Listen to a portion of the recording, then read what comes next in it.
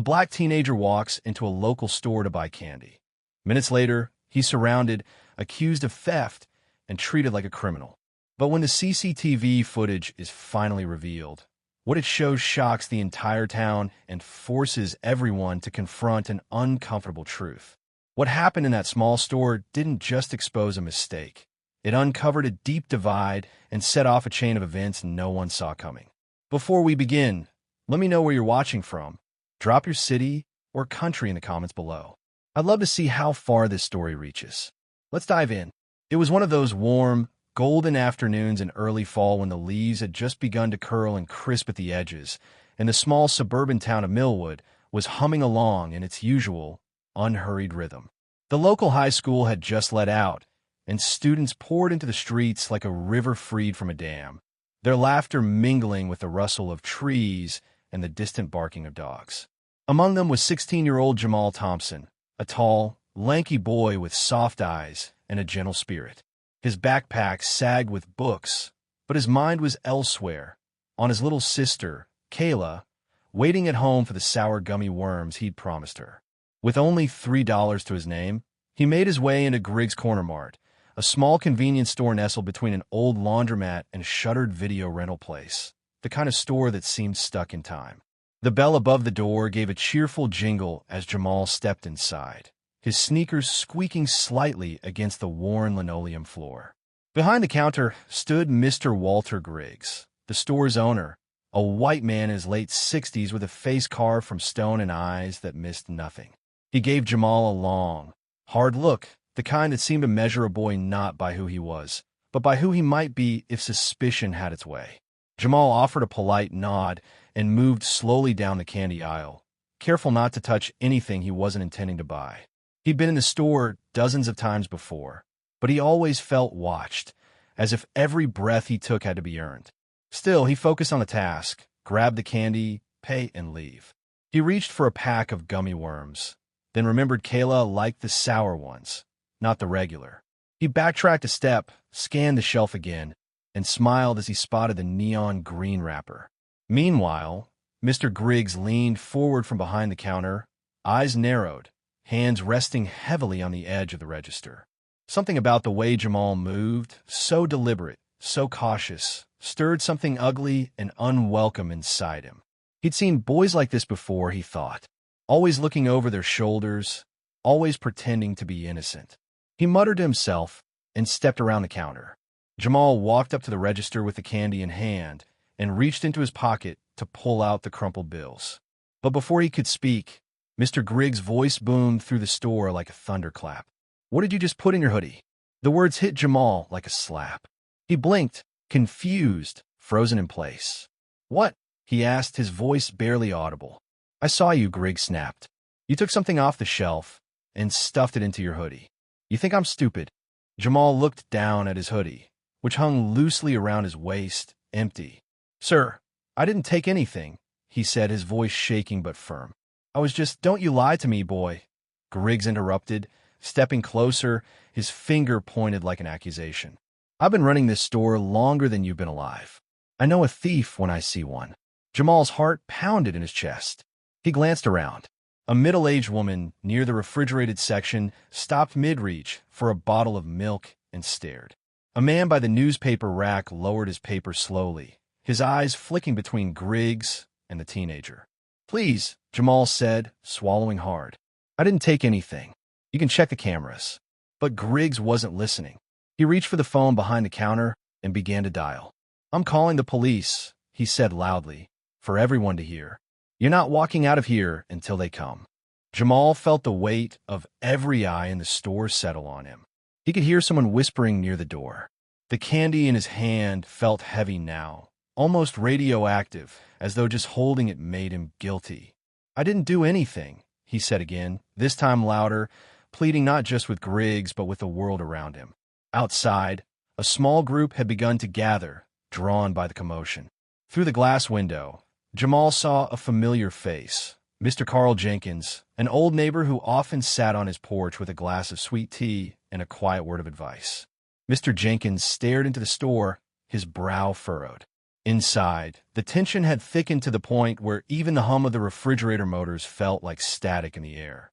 "Look," a woman in a nurse's uniform finally said, stepping closer to the counter.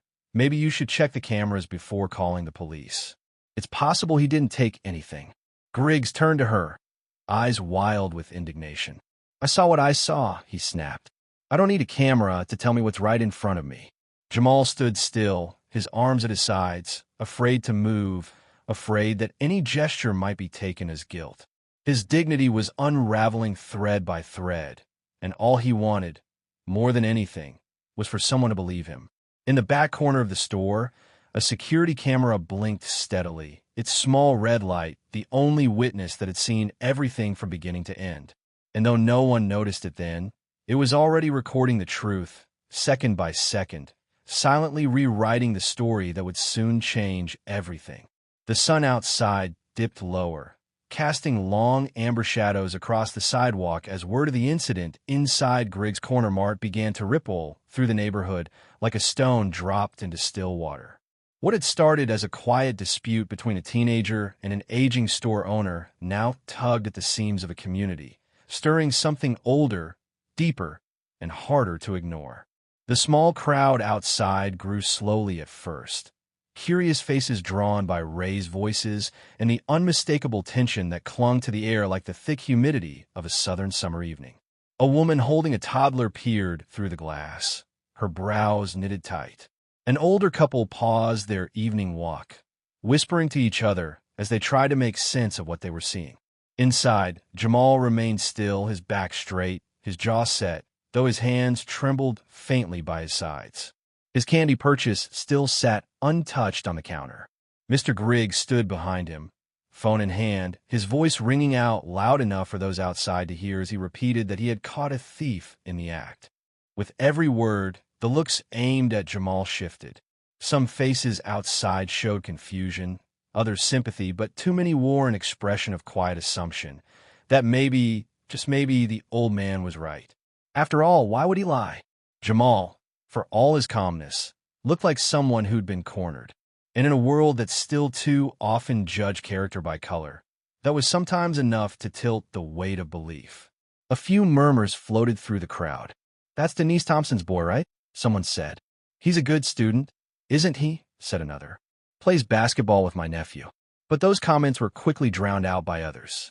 He looked nervous coming in. Kids these days, always up to something. "I heard there's been shoplifting around here lately." The whispers wrapped around Jamal like invisible rope, each one tightening the knot of doubt already cinched by Mr. Griggs' accusation. The store's glass door opened with a faint chime, and a young man in his 20s walked in, holding his phone out. "Is this the kid?" he asked, angling the camera toward Jamal. "I saw a video going around already. Someone's cousin was inside and posted it." Jamal turned his head slightly, catching the lens in his peripheral vision. His shoulders rose defensively, and for a moment he looked older than 16, hardened by the weight of being misjudged in real time. "Please," he said again, his voice low and tired. "Check the footage. I didn't steal anything." The cashier, a teenage girl named Sarah with pale blonde hair pulled into a tight ponytail, looked up from where she'd been frozen behind the counter. Her eyes met Jamal's, then shifted to Mr. Griggs. She opened her mouth, then closed it again. Outside, Mr. Carl Jenkins had moved closer to the doorway, his arms crossed, his eyes sharp. A retired Vietnam vet and longtime resident, he'd lived through too many moments like this to let it slide into the background. He recognized the look on Jamal's face, the quiet desperation of a young man trying to prove he belonged in a place determined to believe otherwise. Carl turned to the people near him. "Y'all ever seen that boy do wrong?" he asked quietly. "He's always helping his mama. Always polite. This don't feel right." Some nodded in agreement, but the atmosphere was still thick with hesitation, uncertainty, and a deep-rooted discomfort no one wanted to name. Inside, Mr. Griggs slammed the receiver down. "Police are on their way," he announced, puffing his chest as though justice were something he could summon by will. "They'll get to the bottom of this." Jamal didn't move. He didn't run, didn't protest. He just stood there, painfully aware that each passing second was cementing an image of him in people's minds that no truth might ever fully erase. Sarah, still silent, fiddled nervously with the key to the register drawer, stealing glances toward the back room where the security monitor blinked steadily. She knew the camera had a clear angle of Jamal's time in the store. She also knew Griggs had a tendency to jump to conclusions, especially when it came to black teens. But fear held her in place, weighing heavier than her sense of right. Outside, someone asked if the police had arrived yet. Another person speculated that the footage might not even work, and someone else countered, "Doesn't matter if the owner saw it." The collective judgment hovered just beneath the surface, unspoken but potent. Griggs crossed his arms and looked smug. "You think you're clever, huh?" he said, more to the crowd than to Jamal.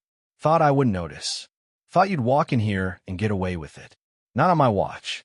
Jamal opened his mouth, then closed it. What could he say that hadn't already been dismissed? He glanced at Sarah again, willing her silently to speak, but her eyes dropped to the counter. The door opened once more, this time with more force, and Denise Thompson stepped inside, her heels clicking like punctuation marks across the floor. Her face was drawn but composed, her posture straight as a flagpole. She took in the scene in one glance. Her son standing alone, a stranger's phone in his face, the store owner barking accusations, and the crowd peering in as if watching a parade float by. And just like that, the energy shifted. She didn't raise her voice, didn't curse or scream. Instead, she walked straight to her son, put a hand on his shoulder, and looked Griggs dead in the eye. "What's going on here?" she asked, her voice low and deadly calm. "Why is my son being humiliated in front of half the neighborhood?" Griggs blustered, gesturing wildly. "He was stealing." "Did you check the footage?" she asked. Silence. Or is this another case where your suspicion is all the proof you think you need? The room seemed to hold its breath. Jamal looked up at his mother, the corners of his eyes wet but unyielding. Outside, Carl Jenkins nodded slowly, his voice just loud enough to reach the door. "Now we're going to get some answers." The faint wail of sirens in the distance grew louder with each passing second, a sound that seemed to make the very air in the store tighten like a pulled thread. Outside, the crowd had swelled to nearly 24, faces pressed to the glass, others recording with phones, whispers turning into murmurs, murmurs into commentary.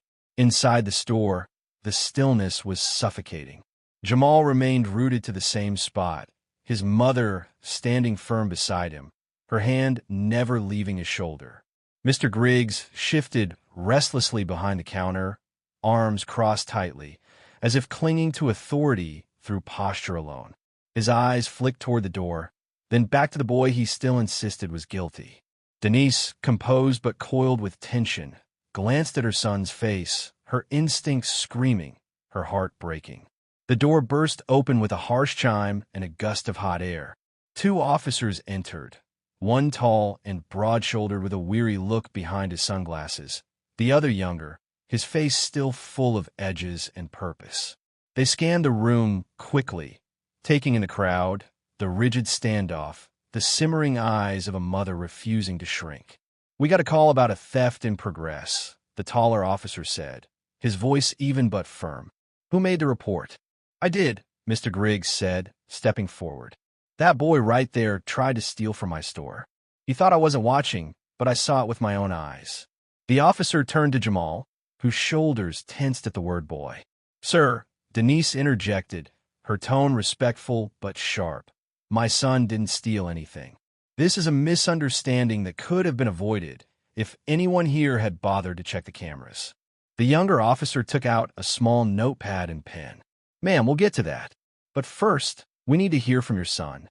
Jamal swallowed hard, his voice steady despite the tremble in his hands.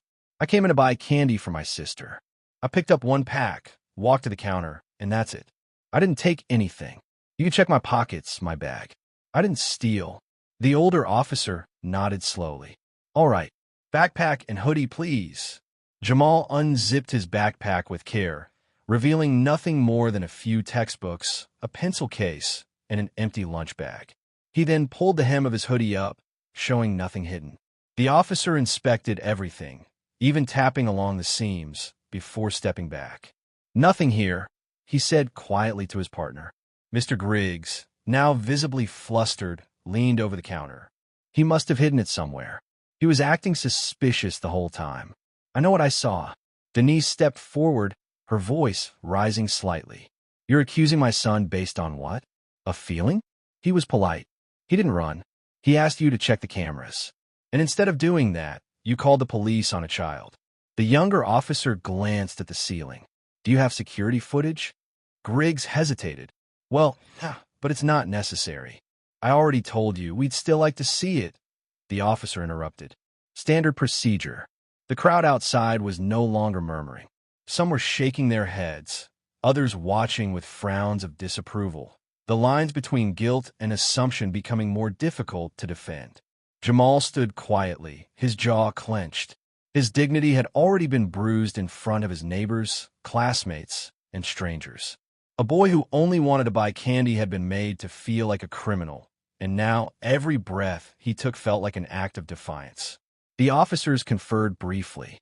"We'll need access to the footage," the older one said again, this time more firmly. "Where's the system?" Griggs pointed reluctantly toward the back office.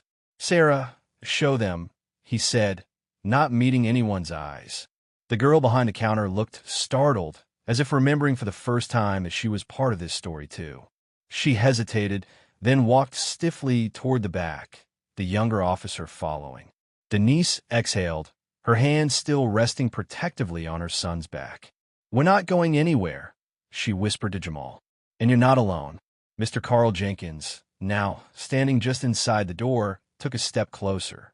"I can vouch for this boy," he said to no one in particular, his voice gravelly but sure. "He's not the one with something to prove." The older officer remained near the counter, watching Griggs, whose confidence was beginning to crack. His arms, once folded with authority, now hung at his sides, restless fingers twitching against his belt. "Sometimes it's best to wait for the facts," the officer said, "especially when we're dealing with a young person's name." "I know what I saw," Griggs muttered, but the certainty in his voice had faded, replaced by something that sounded more like fear than righteousness. From the back room, a light flickered on behind a dusty window, illuminating rows of snack boxes and shelves stacked with faded receipts. Sarah and the younger officer leaned over the monitor. The footage rolled silently, showing Jamal entering, walking calmly to the candy aisle, browsing for a few seconds, then picking up one item and heading to the counter. No sleight of hand, no theft, just a boy making a purchase. Outside, the crowd began to grow impatient. A few people were shouting now, asking if the boy had been cleared. Someone banged on the glass. The older officer stepped outside to calm them, holding up his hands, promising answers soon. Inside, Jamal stood straighter. He knew the truth would speak for itself, but the damage had already begun to seep into the corners of his life, staining it in a way that wouldn't be easily washed away, even when the truth came out. The tension in the air clung like thick smoke, making every breath inside the store feel heavier than the last. Time dragged as Jamal stood near the register, his mother never once moving away from his side. Though the police hadn't placed a hand on him or raised their voices, the unspoken suspicion still floated, thick and suffocating. Outside, the crowd had grown louder, some demanding to know what was happening, others calling out in defense of the boy they barely knew. But within that small convenience store, the epicenter of all that noise, everything felt eerily still, like the silence that comes before a storm finally breaks. Denise Thompson had always been a woman of quiet strength, someone who had learned through years of working double shifts and raising children alone that composure was not weakness. It was power. But even power has its edge, and today she stood at it. Her voice had remained calm since her arrival, her words measured, but her eyes, those fierce, determined eyes, burned with something no man dared mistake for passivity. She turned to the officer who had stayed near them while his partner reviewed the footage. "May I ask how much longer this is going to take?" Her tone was courteous, but not friendly. The officer, sensing her frustration, nodded slightly. We'll know more as soon as my partner confirms what's on the video. Denise looked back at Griggs then, her gaze sharp and unwavering. And you, she began, her voice rising just a notch above calm. You made a scene, accused my son in front of strangers, summoned the police, and still haven't even bothered to confirm your story with the footage you have. What kind of man does that to a child?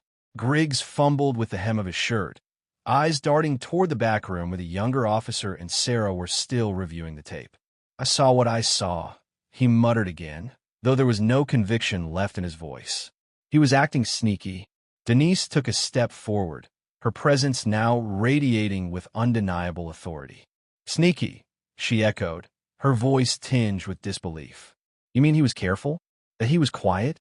That he didn't walk in here with a loud mouth and empty respect?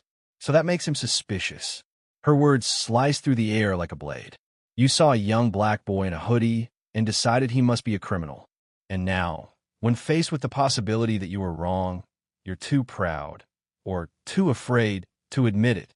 Griggs opened his mouth, but no words came. His lips moved, but they only formed excuses that never quite made it out. Outside, people had started filming again. The window became a wall of blinking phones and furrowed brows, capturing every second, every breath, every shift in body language. It wasn't just about Jamal anymore. It was about all the time someone like Jamal had been cornered, judged, punished without proof. The door creaked open and Sarah reappeared, her face pale and her expression uneasy. She looked not at Griggs or the officers, but directly at Denise and then at Jamal. They reviewed the footage, she said, her voice barely audible. He didn't take anything. The room fell into absolute silence. Griggs looked like a man struck in the chest, his face slack, his mouth ajar. Denise exhaled, slowly, like she had been holding that breath since she got the call. Jamal stood tall, his eyes closing briefly in relief, then opening again with the sting of everything he had just endured. The younger officer returned from the back, nodding to his partner. There's no theft. The boy didn't steal anything. He did exactly what he said he did. The older officer stepped forward. Sir, he said to Griggs, we're going to need to take a report from you. But as far as we're concerned, there was no crime here. This young man is free to go. You see, Denise said, her voice now laced with restrained fury. You dragged my son through humiliation, fear, and public shame for nothing. You put your prejudice above decency. Griggs stammered, I thought you didn't think, she cut in, not shouting, not screaming, but commanding. You assumed. And because of that assumption, you've left a scar on this boy that won't heal easily. You may not care, but one day you'll look back and realize what you did today wasn't just a mistake. It was a betrayal of the kind of man you claim to be. Jamal looked at his mother, then back at the man who had accused him. His voice, when it came, was quiet but resolute. I just wanted to buy some candy for my sister. And somehow, that sentence, the sheer normalcy of it, carried more weight than any argument could. The officers stepped back, their work essentially done, but the emotional fallout was just beginning. Sarah returned to the counter silently. Denise took Jamal's hand and led him toward the door. As they stepped outside, the crowd parted slowly, some clapping gently, others nodding in silent support. Carl Jenkins tipped his cap and gave Jamal a look that said more than words ever could.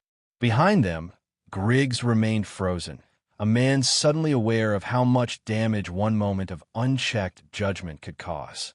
And as the mother and son walked away, the weight of truth trailed behind them, not to punish, but to reveal, to remind, and to refuse to be forgotten.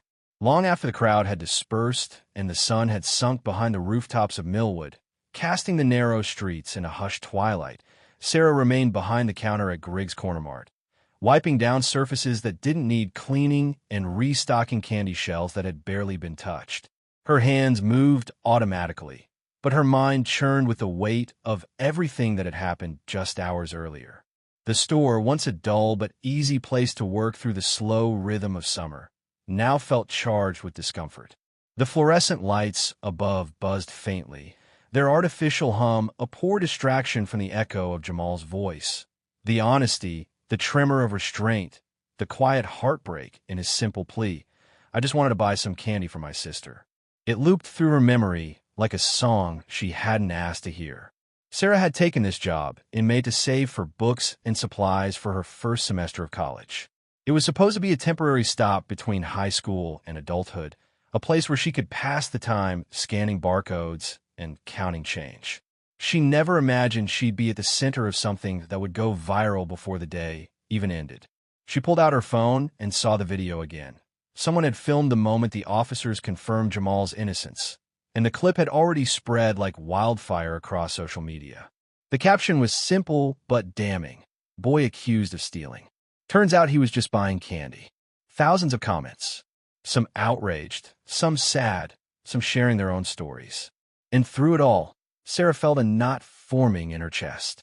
Because she had been there. She had seen the whole thing. And she hadn't spoken soon enough.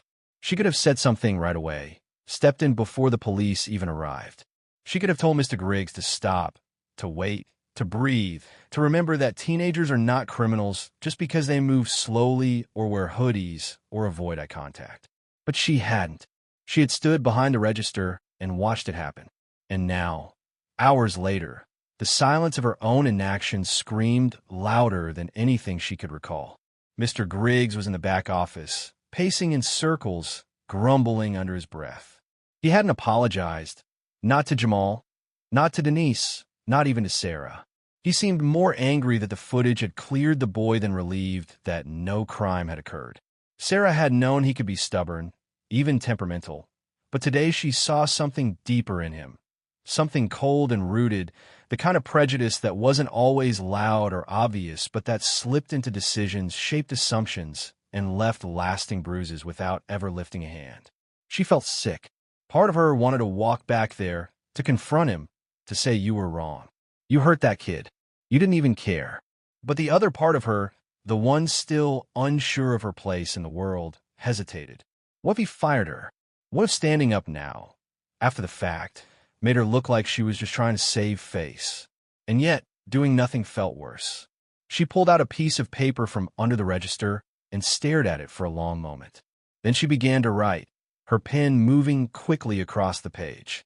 She didn't know if she'd ever send it, but the words came anyway, urgent and unfiltered. Dear Jamal, I'm sorry. I saw you walk into the store today, and I watched everything unfold. I knew you didn't steal anything. I knew Mr. Griggs was jumping to conclusions, and I should have said something sooner. I should have spoken up before the police came, before your mother had to defend you in front of everyone. I let fear stop me, and I'll regret that for a long time. You were calm. You were brave. You were respectful, even when you had every right to be angry. What happened to you is unfair, and I'm sorry I didn't do more to stop it. I hope you know there were people there who saw the truth. I hope you don't let this moment change the way you see yourself. You deserve better. I'm trying to be better, too. She folded the letter carefully and tucked it in her bag, unsure if she'd find the courage to give it to him, but knowing she had to start somewhere. The door to the office creaked open, and Mr. Griggs stepped out, his face drawn, his eyes weary. He looked at Sarah and said nothing, just gave a half-hearted nod and started restocking cigarette packs behind the counter. For a long moment, neither of them spoke. The silence between them was not companionable. It was thick with disappointment, with the realization that something had broken and might never fully repair. Finally, Sarah broke the stillness. The camera saw everything, she said softly, not looking at him. He didn't steal. He never even touched anything but the one pack. Griggs didn't answer right away. Then, after a pause, he muttered, "Maybe I made a mistake." She turned to him then, her voice steady. It wasn't just a mistake. It was a judgment, a choice, and it hurt someone who didn't deserve it. He flinched, just slightly, then looked away. The hum of the lights continued, and the air conditioning kicked on, but nothing could cool the heat of the shame lingering in that small store. Sarah clocked out early that evening, walking home through the quiet streets of Millwood, the sky now painted in deep shades of purple and blue. She looked up at the stars, barely visible beyond the glow of porch lights and street lamps, and thought about Jamal, about how dignity could be stolen in a single moment, and how hard it was to reclaim once taken. But she also thought about the power of words, of truth, of small acts of courage done late, but still done. And as she turned on her street, she made herself a quiet promise. Next time, she would not wait to speak. In the dim back room of Griggs Corner Mart, the air was thick with the smell of old receipts, cardboard, and the faint metallic tang of dust that had settled over time on rarely touched surfaces. A small monitor glowed against the far wall, its screen flickering with grainy footage from the ceiling-mounted security camera that watched over the store floor. The younger police officer, Officer Delgado, leaned in close, eyes squinting slightly as he scrolled back through the time-stamped recording, retracing every step of the boy who had become the center of this swelling storm. Sarah stood just behind him, arms crossed, lips pressed into a thin, anxious line. She already knew what the footage would show. She had watched Jamal from her place at the register, watched how he moved deliberately, respectfully, how he held the candy pack in his hand the entire time. She had seen it then and had remained silent. But now, here in this quiet room of harsh truths, the evidence played back like a judgment. On screen, Jamal entered the store, the bell above the door barely registering in the background audio. His head was slightly bowed, not in guilt, but in the casual posture of a teenager focused on a task. He walked straight to the candy aisle, paused, scanned, and reached for a bag. Then he hesitated, stepped back, reached for another, clearly reading labels. Every motion was careful, unhurried. There was no sleight of hand, no glances over his shoulder, no darting eyes or nervous tics that would suggest deceit. He simply picked a bag of candy and walked to the counter. Officer Delgado exhaled quietly as he hit pause. The frozen frame showed Jamal standing at the counter, money in one hand, candy in the other. "There's nothing here," he murmured, more to himself than to Sarah. Not even a hint of anything wrong. Sarah nodded slowly, guilt still clinging to her throat like a knot she couldn't swallow. "He didn't do anything," she said softly. "I knew he didn't." Delgado turned slightly, eyes narrowed. "Then why didn't you say something sooner?" The question wasn't cruel. It wasn't even accusatory. It was simply disappointed. Sarah hesitated. "Because I was scared. I didn't want to get in the middle of it." "Mr. Griggs," he was so sure. "I thought maybe I was wrong, or maybe it wasn't my place." Delgado nodded slowly, not in agreement, but in understanding. Sometimes silence does more damage than a lie. He reached for his radio and spoke briefly with his partner, confirming what the footage had shown. No evidence of theft. All clear. Then he stood and looked at Sarah again. "You did the right thing, eventually, but next time, don't wait. Especially when it's someone's dignity on the line." As he left the room, Sarah remained by the monitor, watching the footage rewind slowly on its own, the image of Jamal shrinking backward through time, retracing his innocent steps. In the front of the store, the atmosphere had shifted palpably. Mr. Griggs stood behind the counter, arms crossed over his chest like a fortress of denial. The older officer, Officer Whitaker, was finishing up the final details of his report, his tone measured but firm. "We've reviewed the footage, sir. The boy didn't steal anything. There's no evidence of wrongdoing." Griggs bristled. "I saw him. I know what I saw." Whitaker didn't flinch. "No, you saw what you expected to see. That's different." The words hung heavy in the space between them. Griggs looked away, jaw tight, a muscle twitching near his temple. Sarah stepped out of the back room just in time to see Jamal and his mother preparing to leave. The boy's shoulders still tense, but his head lifted a little higher now, his mother's hand on his back, a quiet shield. As they crossed the threshold of the door, the crowd outside parted once more, murmurs softening into nods of understanding. A few even clapped lightly, not out of celebration, but recognition, an acknowledgement that truth, when finally spoken aloud, has a weight that can't be ignored. Across town, that footage would soon make its rounds. It would be shared by neighbors, posted to forums, dissected in group chats, and on local news channels. Some would watch and feel validated in their outrage. Others would look away, uncomfortable at the reflection of their own assumptions. What would be there undeniable? A time-stamped truth in black and white, with no room for interpretation. For Jamal, The footage didn't erase what had happened. It didn't wipe away the embarrassment, the fear, the feeling of being seen as less than simply because of who he was. But it mattered. It mattered that the world could see what he had endured. That the people who doubted him, who whispered and judged, now had to face the fact that they were wrong. Denise paused before opening the car door, glancing back at the store with a look that wasn't quite forgiveness, but something close to peace. Jamal met her eyes, and for a moment, she saw the boy again. Not just the hurt, not just the anger, but the soft-hearted son she had raised to walk tall even when the world tried to make him small. "Let's go home," she said gently. And as the car pulled away, the grainy footage still played quietly in the back room of a convenience store that would never again feel quite the same. By the time the streetlights blinked on across Millwood and porch lamps glowed like quiet sentinels in front yards, the story had already begun to travel far beyond the town's quiet boundaries. What had started as a moment in a small neighborhood convenience store was now rippling across social media platforms, leaving behind a trail of outrage, empathy, disbelief, and reflection. It began with a 30-second video, grainy, vertical, shot through the glass of Griggs Corner Mart by a teenager who had stopped in front of the store that afternoon, just in time to catch the final moments of the confrontation.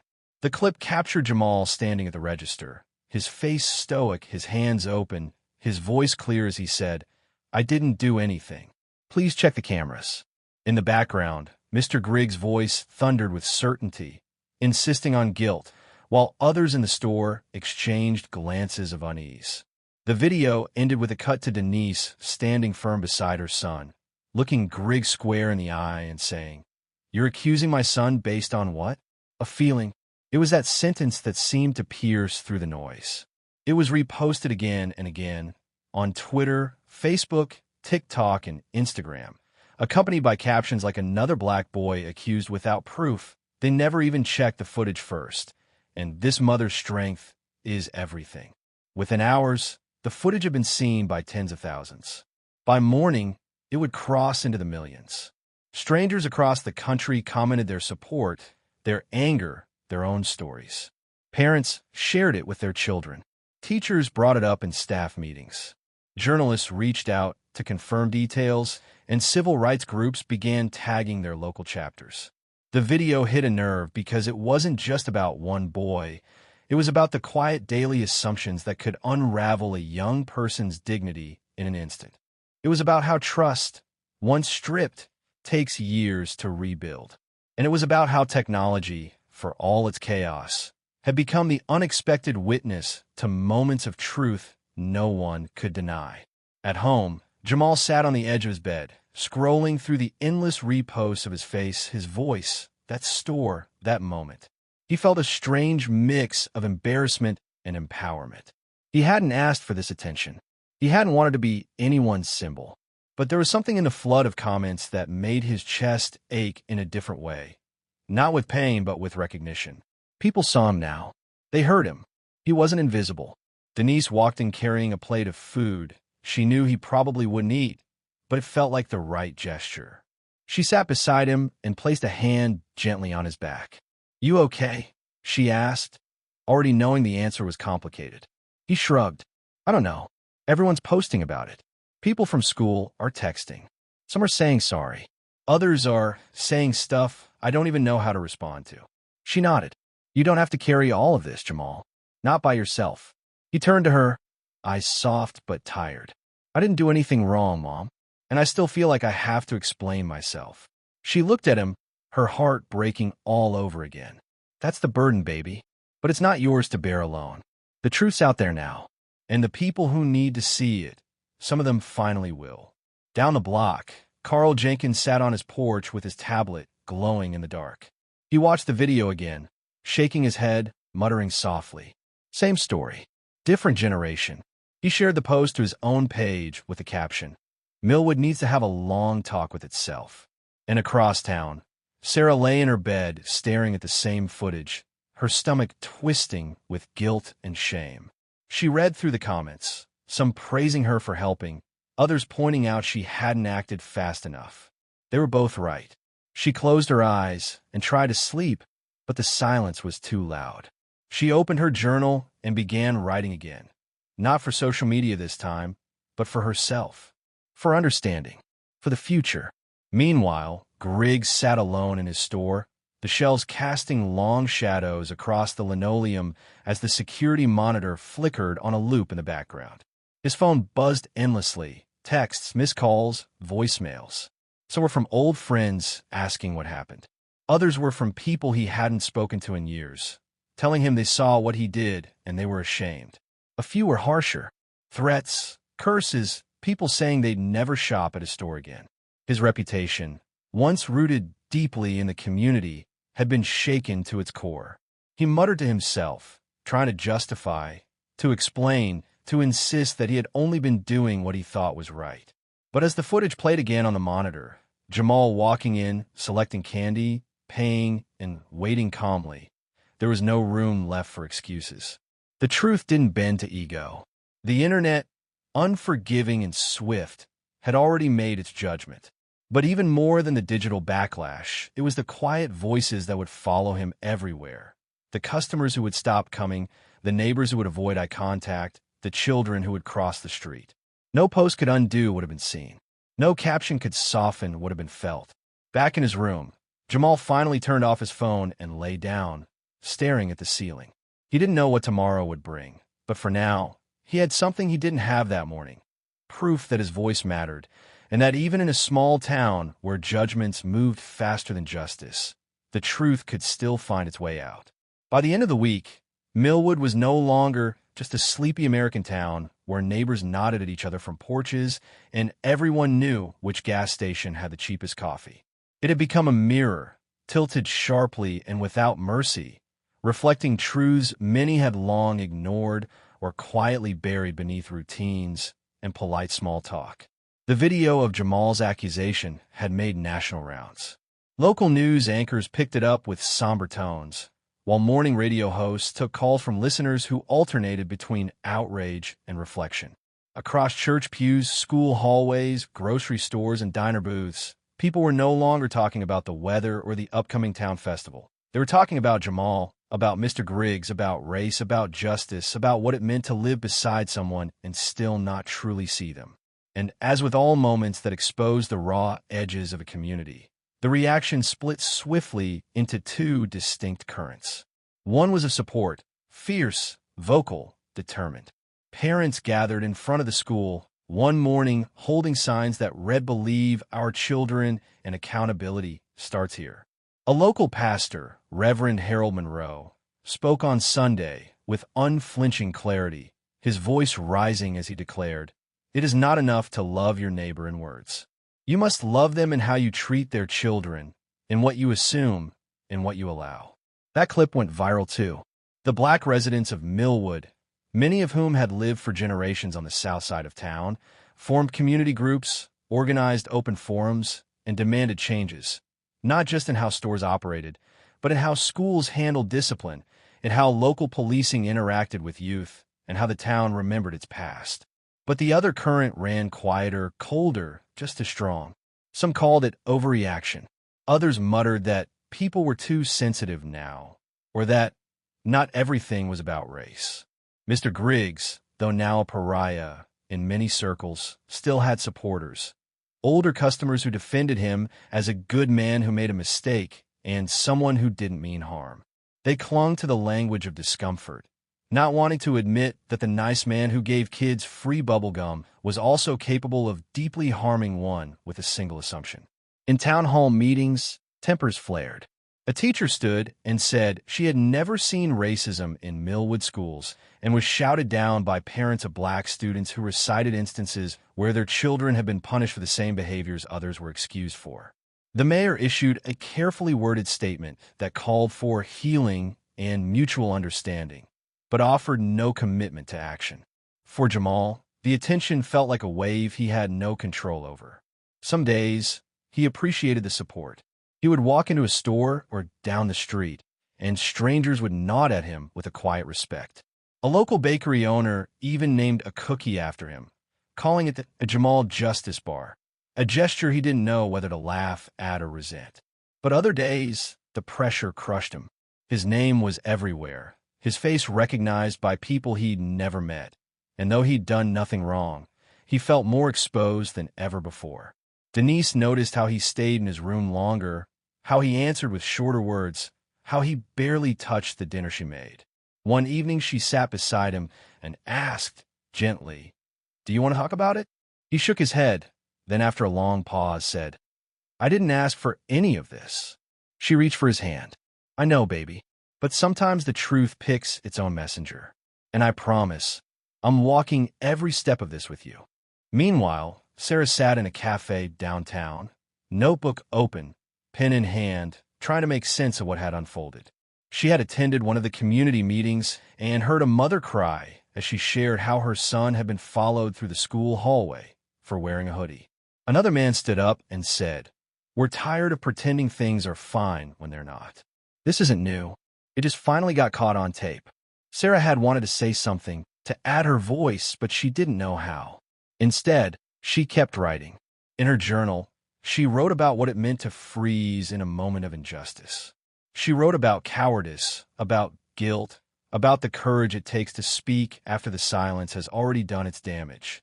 Across the street, Grigg sat alone behind his counter, the store emptier than he'd ever seen it. Some customers still came, but they moved quickly, avoided eye contact, and offered no conversation. His business had dropped by nearly 40% in the span of a week. Suppliers had begun to ask if he wanted to reduce orders.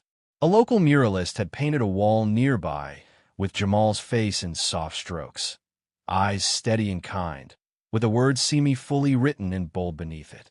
Griggs walked past it every morning but never stopped. And yet, something in his gait had changed. No longer the proud shuffle of a man rooted in his community, but the hesitant steps of someone realizing too late that the ground beneath him had shifted. Millwood continued to move forward, but not smoothly. Conversations grew deeper, more uncomfortable, and more necessary. Relationships were tested. Some broke. Others were forged in fire. Through it all, Jamal stayed quiet, but not invisible. His story had started as a whisper of suspicion, but now it had grown into a chorus demanding more than apologies.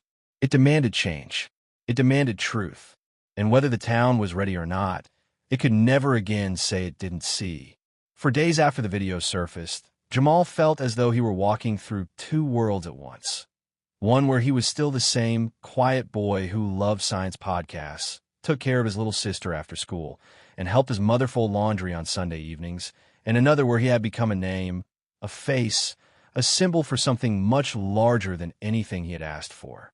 People he had never spoken to before nodded at him in the hallway at school. Teachers called on him more frequently in class, their voices lined with a kind of nervous reverence. Even the principal asked to meet with him privately, speaking in hushed tones about the school's commitment to equity, while Jamal sat with his hands in his lap, unsure of what he was expected to say. But through it all, one truth kept echoing inside him. He still hadn't been given a chance to speak for himself. Everyone else had spoken, reporters, strangers, social media activists, even the mayor.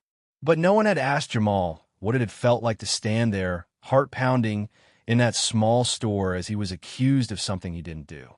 No one had asked what it meant to him to have to prove his innocence when he had done nothing wrong.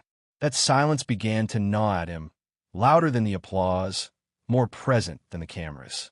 One afternoon, as Jamal sat at the kitchen table flipping through a sketchbook, Denise walked in with her phone in hand. She looked at her son carefully, noting the way his fingers paused over the page, the shadow under his eyes. "Baby," she said gently, "there's a town council forum coming up next week. They've invited members of the community to speak. They asked if we wanted to share our story. You don't have to say yes. But if you're ready, if you want to, this could be your moment." Jamal didn't answer right away. He looked down at his sketchbook again. It was filled with pencil drawings, some abstract, some architectural, a few of his little sisters sleeping on the couch. He closed it slowly. "Maybe it's time," he said quietly. The night of the forum arrived with an energy that felt electric. The town hall was packed, every folding chair filled, people lining the walls, some even sitting cross-legged on the floor. Local news crews had shown up, their tripods already set up in the back. The air buzzed with expectation, a kind of collective holding of breath. Jamal sat with Denise in the front row, wearing a simple button-down shirt, his hair neatly shaped, his hands clasped tightly together. When the moderator finally called his name, a hush fell over the room, so complete that even the creak of the wooden floor beneath his shoes sounded thunderous. He walked to the podium slowly, took a breath, and looked out at the sea of faces, some familiar, some not, some supportive, some skeptical. And then, with a steadiness that surprised even him, Jamal began to speak. "I didn't come here tonight because I wanted attention," he said, his voice soft but clear. "I came because I want to be seen for who I really am, not just as a headline or a video or someone's assumption." The room remained silent, leaning in. "I'm 15, he continued. "I love to draw. I want to be an architect someday. I help my little sister with her homework, and I walk home from school every day with my headphones on, listening to podcasts about space. That day in the store, I wasn't doing anything wrong. I just wanted to buy candy for my sister. But instead, I got accused of stealing. I got surrounded by strangers. I got questioned by police. And even after I said I was innocent, no one believed me. Not until they checked the cameras." He paused, looking down for a moment, then back up. "I'm not here to make anyone feel bad. I'm here because this kind of thing happens all the time, and most of the time, it doesn't get recorded. It doesn't go viral. People just walk away feeling smaller, like they don't matter, like they can't trust the world around them." A murmur of agreement moved through the crowd. Jamal continued, "I want people to know that being seen as suspicious because of how you look isn't just a small mistake. It changes how you see yourself. It makes you feel like no matter how good you are, how kind, how respectful, you'll still be judged first." He glanced at the back of the room, where Griggs stood, arms crossed, face unreadable. "I'm not here for revenge," Jamal said. "But I think if someone hurts someone else, even by accident, they should be willing to listen, to learn, to do better." He ended with a quiet strength. "I'm not invisible, and no one like me should be made to feel like they are." As he stepped away from the podium, the silence lasted just a second longer before the room erupted into applause. Not polite clapping, but something fuller, deeper, a recognition that something honest had been said, something necessary. Denise stood as her son returned to his seat, wrapping her arms around him as tears welled in her eyes. In the crowd, Sarah clapped with both hands, eyes wet, a soft smile breaking across her face. Even Carl Jenkins, seated near the middle, nodded slowly, murmuring, "That boy's got more courage than most grown men I know." And in the back, Griggs remained still, unmoving, but something in his expression flickered. Not shame, not yet, but perhaps the beginning of it. Jamal didn't need to hear from him. He had finally said what needed to be said. And now, for the first time since that terrible afternoon, he felt something shift inside him, like a door cracking open, letting in a sliver of light. The days following Jamal's speech passed with a peculiar quietness that settled over Millwood like early morning fog, soft but lingering. Conversations continued, of course, in classrooms, on park benches, in church groups. But something about the boy's voice that night had shifted the tone. Where there had once been tension and defensiveness, now there was more listening. Not always agreement, not always comfort, but something was beginning to loosen in the collective conscience of the town. And then, just when people thought the story had reached its peak, when most assumed the narrative had been written and closed, a ripple of surprise passed through the community once again. It started with a rumor that Mr. Griggs had closed the store indefinitely. Some said it was because of the boycott. Others whispered he'd simply had enough. But no one quite knew for sure until a flyer appeared on the store's boarded-up front window, Community Forum, hosted by Walter Griggs. All welcome. People blinked at the name. Some laughed out loud. Others stared at it in disbelief. Griggs? Hosting a community forum? The same man who had refused to apologize, who had insisted he knew what he saw. But the date was real, the time set, and when the evening came, curious residents filed into the community center unsure of what they would witness. The room was modest. Folding chairs arranged in uneven rows, a podium near the front, and a small table with water bottles that no one touched. Jamal didn't plan to attend. He had no interest in watching a man try to salvage his reputation. But Denise insisted gently that he at least come and listen. Not for him, she said, but for you. Closure isn't about their apology. It's about knowing you've stood in your truth, no matter what they do. So he went, sitting in the back with his hood pulled low and his mother's steady hand resting on his shoulder. Griggs arrived exactly on time. He looked older than anyone remembered, as though the last few weeks had aged him in fast forward. The lines on his face seemed deeper, the usual stiffness in his posture now tinged with weariness. He stepped up to the podium and tapped the microphone, though no one had spoken yet. For a moment, he didn't say anything. He just looked out at the faces staring back, some wary, some cold, others curious. Then, finally he spoke. "I've been in this town a long time," he began, voice quieter than expected. "Long enough to know most of you by name. I've seen your kids grow up. Sold them candy, baseball cards, school supplies. I always thought I was a good man. Fair. Honest. I thought I treated everyone the same." A pause. But what I thought and what I did, those were two different things. He swallowed hard. That day in the store, I looked at Jamal and saw something I didn't even know was living inside me. Fear. Suspicion. Bias I didn't want to admit I had. And I acted on it. I accused him without proof. I didn't even check the tape until someone made me.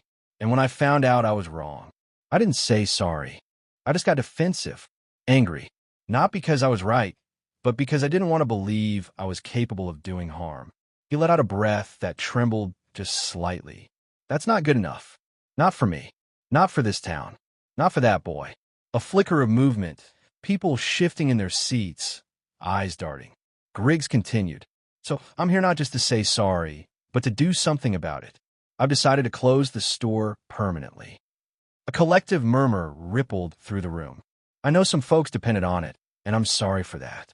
But I can't, in good conscience, keep doing business in a place that reminds so many people of pain I caused.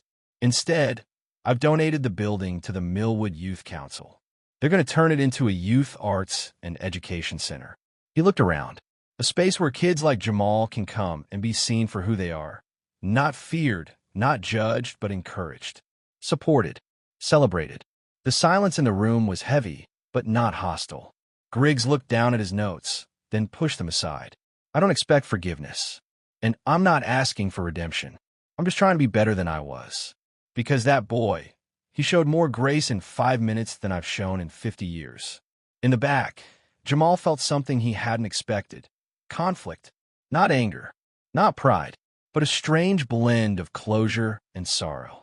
He had imagined many outcomes to this story, but never this. Denise looked at him, eyes questioning. He didn't speak, just nodded once. Later, as people filtered out into the cool night, there were still whispers.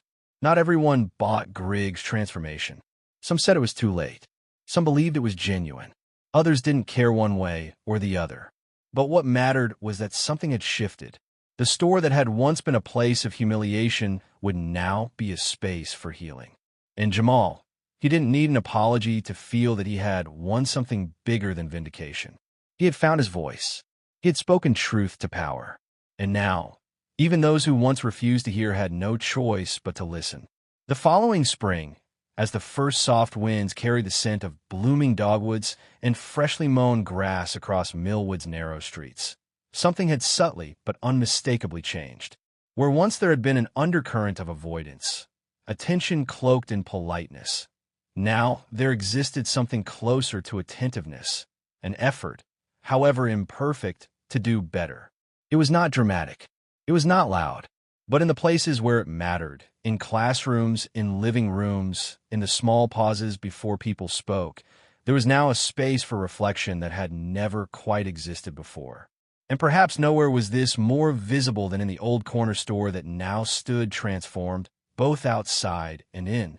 The once faded awning had been replaced with a bright blue sign trimmed with gold that read the Millwood Youth Center, a space to be seen.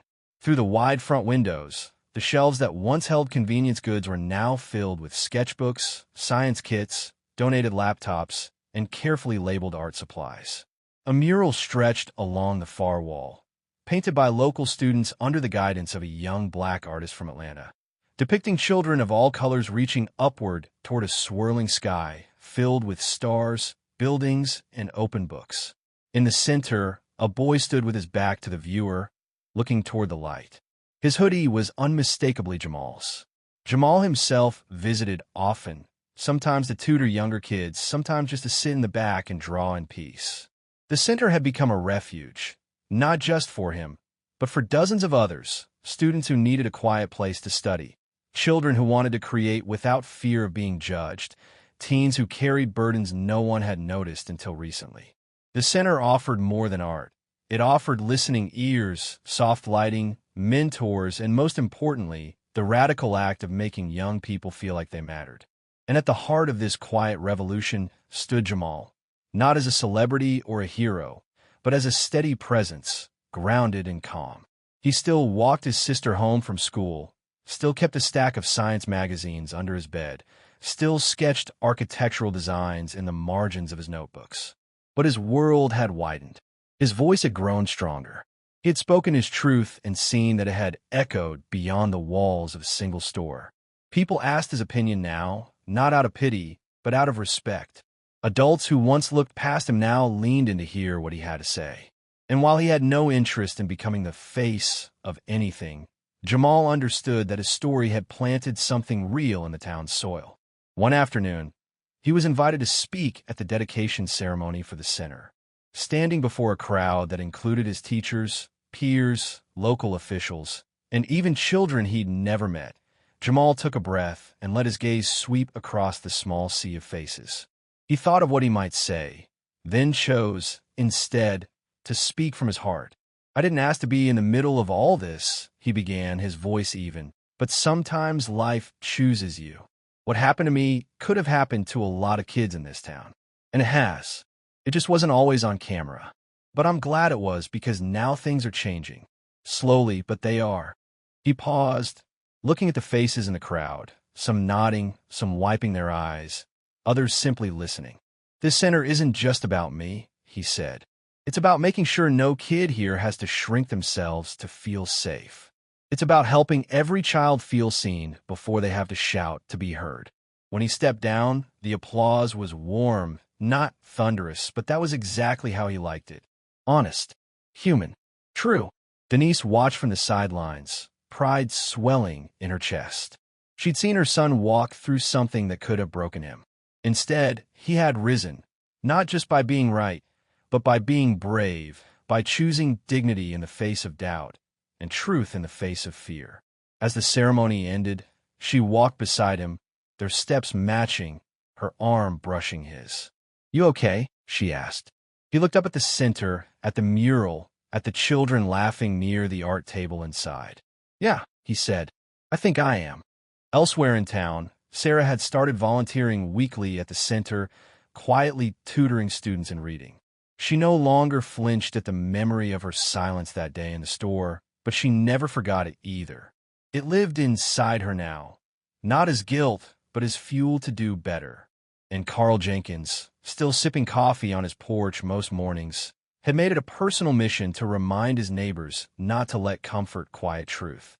"That boy lit a fire," he said one morning, tipping his hat to a passing student. "And I hope we never let it go out." As for Griggs, he had moved away, his departure quiet, his name mostly absent from conversation now. But the building he once owned, and the change he inadvertently sparked, remained. In a way, his error had forced a reckoning that no one else had been willing to face. That didn't make him a martyr. It simply made him human. And perhaps, in time, even that would be remembered with some measure of clarity. Millwood wasn't perfect. It still had work to do. But now it had a blueprint, a symbol, and most importantly, a boy who had taught an entire town how to see. Jamal's story didn't end in that store. It began there. And as the seasons turned, as his drawings became more detailed and his dreams more vivid, one truth rang clear above all else.